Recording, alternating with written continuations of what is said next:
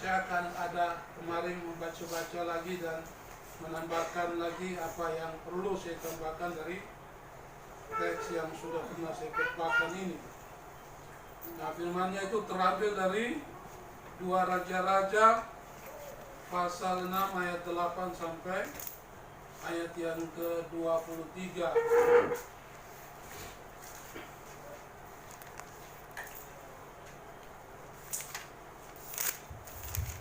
2 Raja-Raja pasal 6 ayat 8 sampai ayat yang ke-23. Kalau sudah dapat, mari kita beri dan kita membaca firman Tuhan bersama berganti-gantian. Saya membaca ayat 8 dan Bapak Ibu melanjutkan ayat 9, begitu dan seterusnya. Tindakan Elisa dalam peperangan melawan Raja Aram. Raja negeri Aram kasihi. Tema kita hari ini adalah jangan takut, Tuhan menyertai. Saya akan membaca ayat 16 dan 17.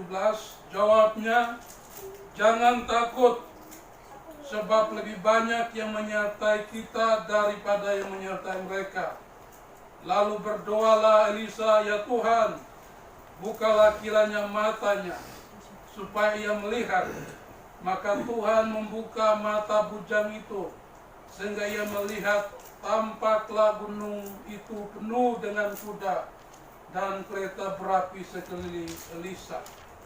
Jangan takut, Tuhan menyertai. Elisa artinya Allah adalah keselamatan. Elisa melayani pada zaman pemerintahan Raja Yoram, kemudian Raja Yehu, Yohas, dan Yohas, sekitar abad ke-8 sebelum Masehi. Elisa dipanggil oleh Tuhan untuk menggantikan Nabi Elia. Kita bisa melihat itu di 1 Raja-Raja pasal 19 ayat 19 sampai 21, dan juga di 2 Raja-Raja pasal 2 ayat 1 sampai ayat yang ke-18 tentang Elisa yang dipanggil oleh Tuhan untuk menggantikan Elia. Ketika Elia diangkat hidup-hidup ke sorga, kemudian jabatan kenabian itu dikasih Tuhan kepada hambanya Elisa. Kalau kita perhatikan di dalam pasal sebelumnya atau pasal-pasal sebelumnya, itu Elisa sudah melakukan beberapa mujizat-mujizat, ya, termasuk mentahirkan seorang perwira Aram yang bernama Naaman. Naaman itu sakit kusta, datang dapat informasi dari seorang gadis Israel yang bekerja di rumahnya. Lalu dia datang ketemu Raja Israel, lalu dia menemui Elisa. Elisa bilang, pergi berendam 7 kali di dalam sungai Yordan, ya.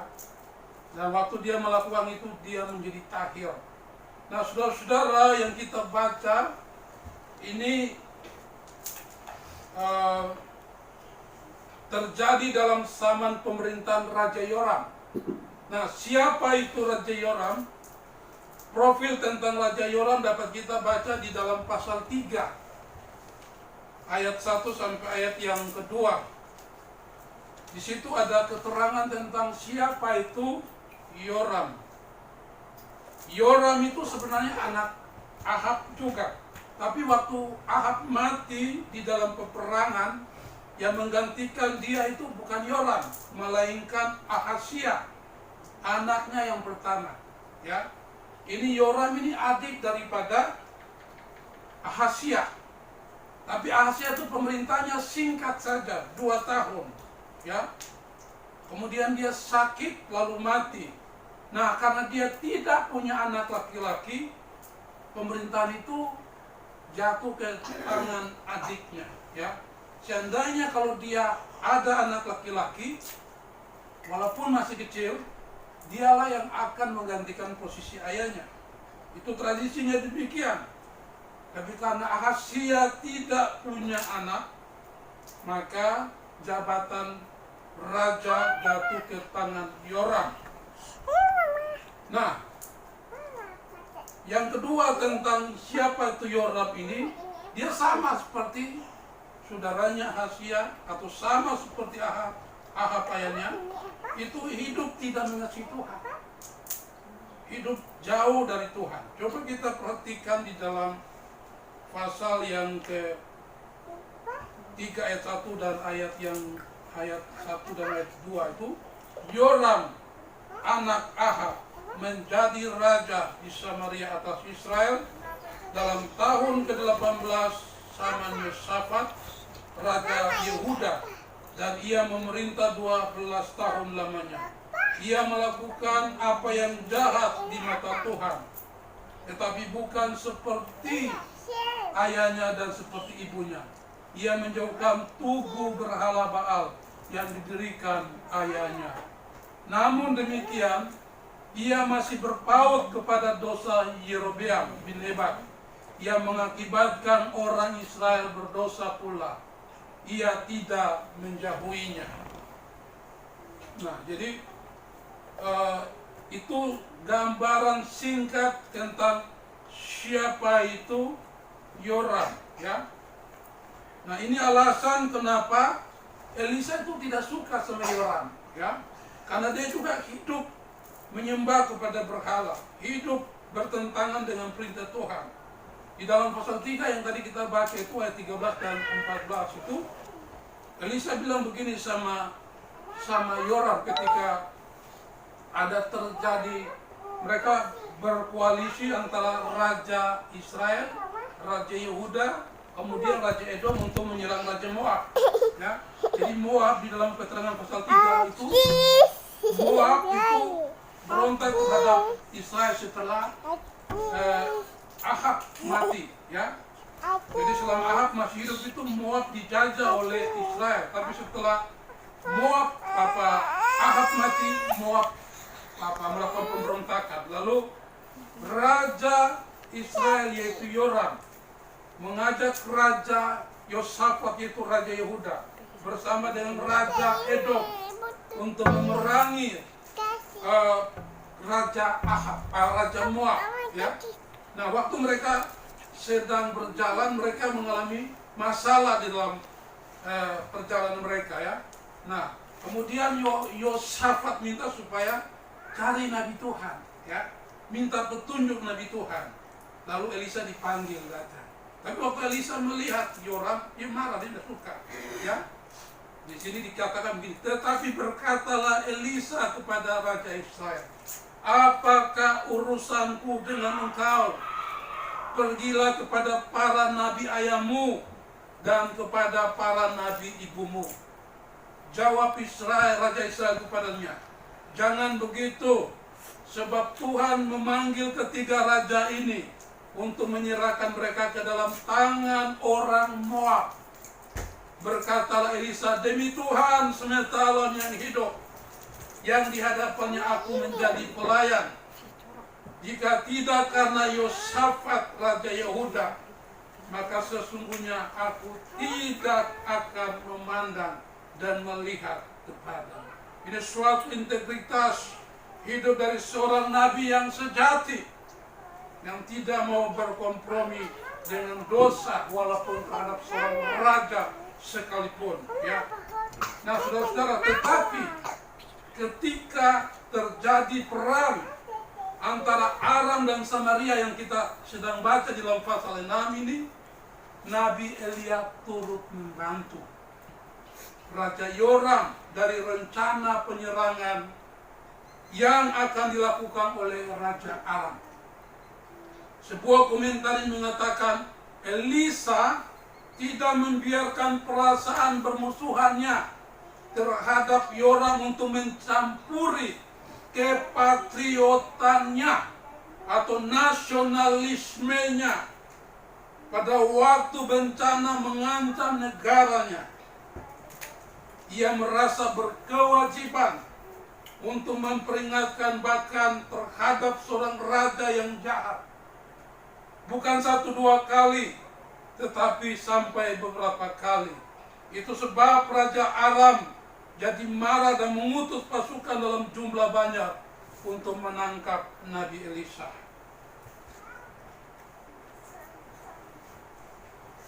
Lalu mengamuklah hati Raja Aram tentang hal itu.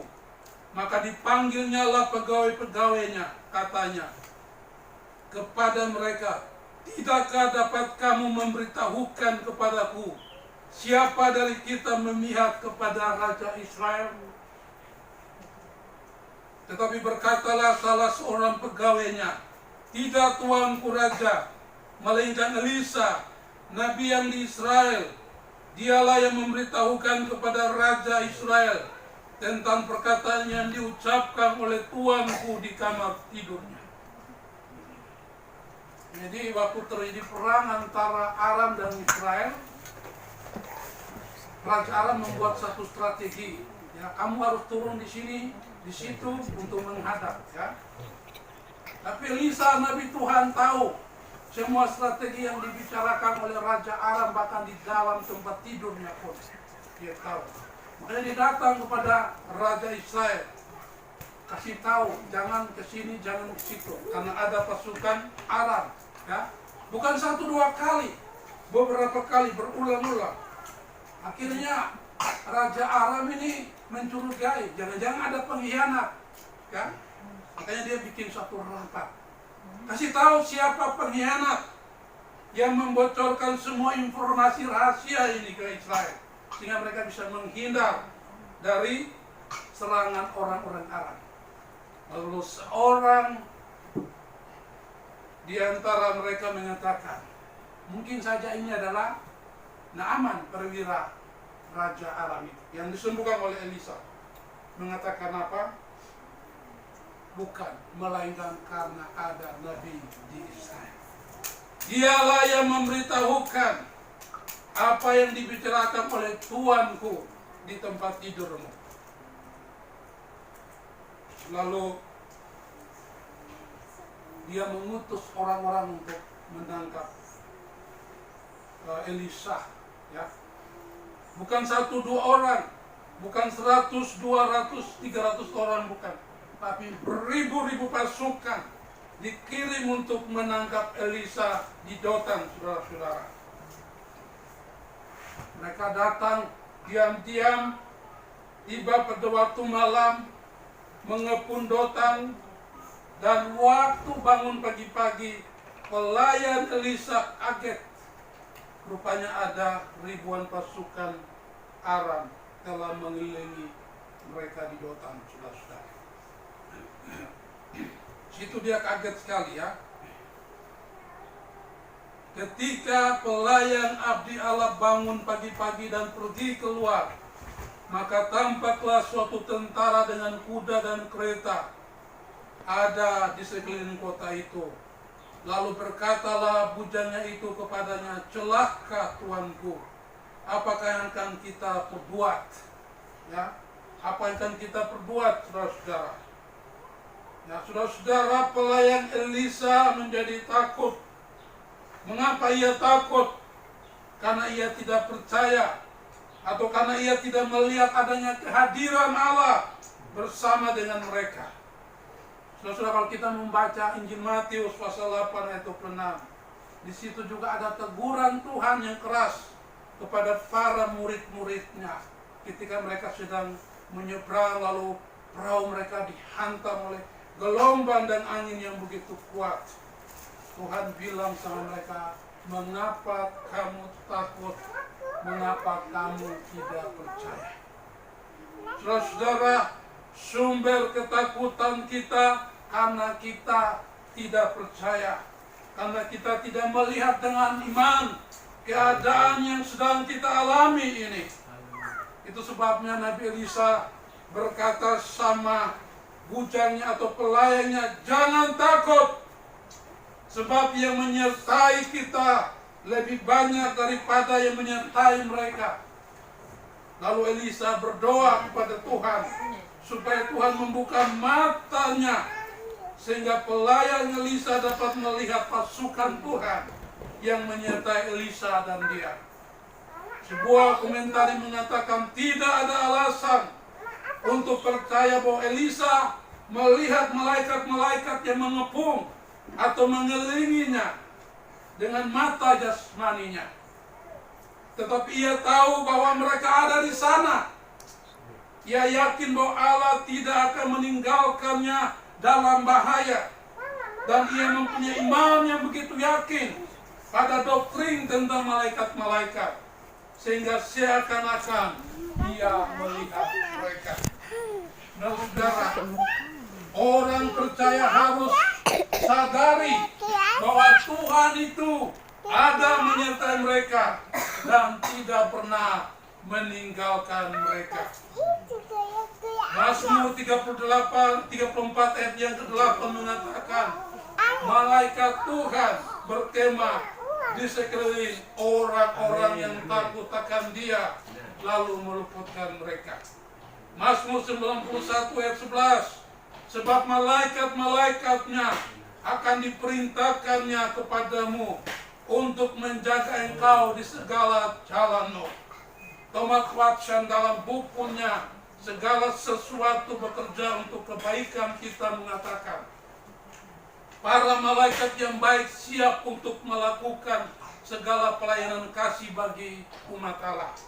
Ibrani 1 ayat 14. Para malaikat melayani orang-orang kudus di masa kehidupan mereka. Seorang malaikat yang menghibur Maria, Lukas 1 ayat 28. Para malaikat yang menutup mulut singa-singa sehingga tidak dapat melukai Daniel. Daniel pasal 6 ayat 22. Orang percaya memiliki malaikat-malaikat penjaga yang tidak kelihatan di sekeliling mereka. Mazmur 91 ayat yang ke-11. Malaikat yang baik juga melayani pada saat kematian. Allah menghibur dengan rohnya dan juga dengan para malaikatnya Kristus di saat pergumulan menghadapi kematian. Demikian juga semua orang percaya di saat kematian dan ketika nafas mereka berhenti, dibawa ke surga oleh serombongan malaikat. Lukas pasal 16 ayat 22. Kemudian matilah orang miskin itu, lalu dibawa oleh malaikat-malaikat ke pangkuan Abraham. Jadi saudara-saudara, kita harus mengerti soal ini. Orang percaya harus sadar bahwa mereka disertai Tuhan. Tuhan mengutus malaikatnya untuk menjaga mereka di sekeliling hidup mereka. Kita tidak bisa melihat secara jasmani, tapi mereka ada. Itulah iman. Percayalah apa yang Tuhan katakan oleh firman-Nya. Bukan saja dalam pelayanan di dalam kesulitan, setiap hari saudara-saudara, bahkan sampai kepada kematian, malaikat yang baik itu diutus oleh Tuhan. Seperti kematian Lazarus orang benar itu, Tuhan mengutus malaikatnya dan membawa dia ke pangkuan Abraham. Dalam peperangan atau dalam pengepungan di zaman pemerintahan Raja Hizkia, dikepung oleh Sanherib, dan dia mengatakan suatu kata-kata yang begitu mencela Tuhan. Kalau saudara baca dalam 2 Tawarik pasal 37 sampai pasal 32, ya. Dan saya mau mengutip ayat 7 dan 8. Hizkia berkata kepada orang-orang Israel, kuatkan dan teguhkanlah hatimu, janganlah takut dan terkejut terhadap Raja Asyur serta seluruh rakyat yang menyertainya, karena yang menyertai kita lebih banyak daripada yang menyertai dia. Yang menyertai dia adalah tangan manusia, tetapi yang menyertai kita adalah Tuhan Allah kita, yang membantu kita dan melakukan peperangan kita. Oleh kata-kata Hizkia, Raja Yehuda itu, rakyat mendapat kepercayaan kembali. Di dalam ayat 21 dikatakan, lalu Tuhan mengirim malaikat yang melenyapkan semua pahlawan yang gagah perkasa pemuka dan panglima yang ada di perkemahan Raja Asyur, sehingga ia kemalu-maluan kembali ke negerinya. Kemudian ia ditewaskan dengan pedang oleh anak-anak kandungnya sendiri ketika ia memasuki rumah Allahnya atau berhalanya, saudara-saudara. Nah, malaikat ada, saudara-saudara, di sekeliling orang-orang percaya. Cuma seringkali kita melihat persoalan seperti pelayan Elisa ini, sehingga kita lupa bahwa yang menyertai kita itu lebih banyak dan lebih kuat dari musuh-musuh kita atau dari masalah-masalah kita. Orang percaya harus melihat dengan iman bahwa Allah kita adalah Allah yang Maha Kuasa, berdaulat, penuh atas segala sesuatu, dan Ia selalu beserta mereka dan tidak pernah meninggalkan mereka, bahkan dalam lembah maut sekalipun. Nah, saudara-saudara, sebuah komentari mengatakan, pada umumnya dianggap bahwa Ia ini berkenaan dengan malaikat-malaikat yang hebat dalam kekuatan. Mereka betul-betul merupakan pengawal dari orang saleh. Tetapi untuk melihat mereka, kita harus membuka mata rohani kita, seperti mata sang Nabi sekarang. Iman pada sumber yang indah yang telah disediakan surga untuk orang saleh akan menghilangkan semua rasa takut. Bukalah mata imanmu, ya, mintalah supaya Tuhan membuka mata imanmu, supaya saudara bisa melihat bahwa Ia menyertai kita. Demikianlah manusia yang ada dalam keadaan yang mirip atau sama menerima kesan yang berbeda. Peristiwa yang memanjiri seseorang dengan rasa takut menghilami orang yang lain dengan pengharapan dan kepahlawanan. Alasan dari hal ini adalah bahwa sebagian orang mempunyai mata untuk hanya melihat bencana dalam hal-hal sekitarnya, sedangkan yang lain mempunyai mata yang juga melihat kebaikan dalam hal-hal itu. Satu peristiwa dilihat oleh dua orang yang berbeda, orang yang tidak beriman dan orang yang beriman. Ya. Yang tidak beriman begitu takut melihat situasi, masalah, pergumulan, ya. Tapi orang beriman dengan tenang melihat semuanya itu karena dia percaya Tuhan menyertai. Saudara, Alkitab juga mengajarkan kita untuk tenang dalam menghadapi segala perkara dan tetap menantikan Tuhan. Mazmur 37 ayat yang ke-7 bagian A. Berdiam dirilah di hadapan Tuhan dan nantikanlah Dia. Ya, berdiam diri, tenang, ya, nantikan Dia. Kemudian di dalam 1 Petrus pasal 4 ayat yang ke-7 bagian A juga mengatakan bagian B, karena itu kuasailah dirimu dan jadilah tenang supaya kamu dapat berdoa.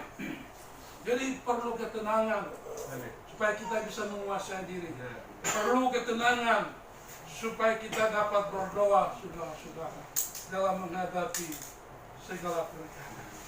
Yang terakhir, saudara-saudara, kita juga perlu belajar dari sikap Nabi Elisa untuk memperlakukan musuh dengan baik. Firman Tuhan mengatakan, kalahkanlah kejahatan dengan kebaikan. Saya kutip Roma 12 ayat 21, janganlah kamu kalah terhadap kejahatan, tetapi kalahkanlah kejahatan dengan kebaikan. Saudara-saudara, waktu mereka sampai di Dotan, ya, Elisa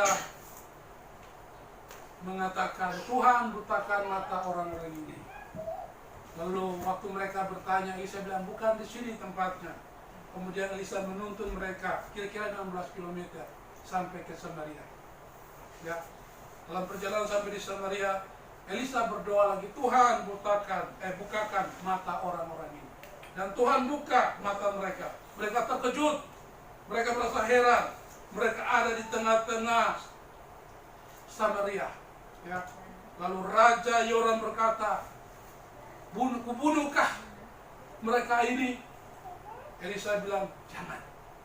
Jangan, saudara-saudara. Ya. Ini satu pelajaran rohani yang begitu penting bagi kita di dalam mengasihi musuh-musuh kita. Mereka datang dengan pedang perang, dengan semangat untuk membunuh Elisa hambanya. Tapi dia tidak membalas yang jahat itu dengan yang jahat. Dia mengalahkan kejahatan dengan kebaikan. Kita bertobat dari semua rasa dendam kita selama ini terhadap siapa saja yang menyakiti hati kita. Jikalau masih ada kepahitan, jikalau ada nafsu untuk balas dendam, berfirman hari ini untuk kita belajar dari hambanya Nabi Elisa. Sebuah komentar mengatakan tujuan dari mujizat akan gagal jika orang-orang Aram itu dibalas.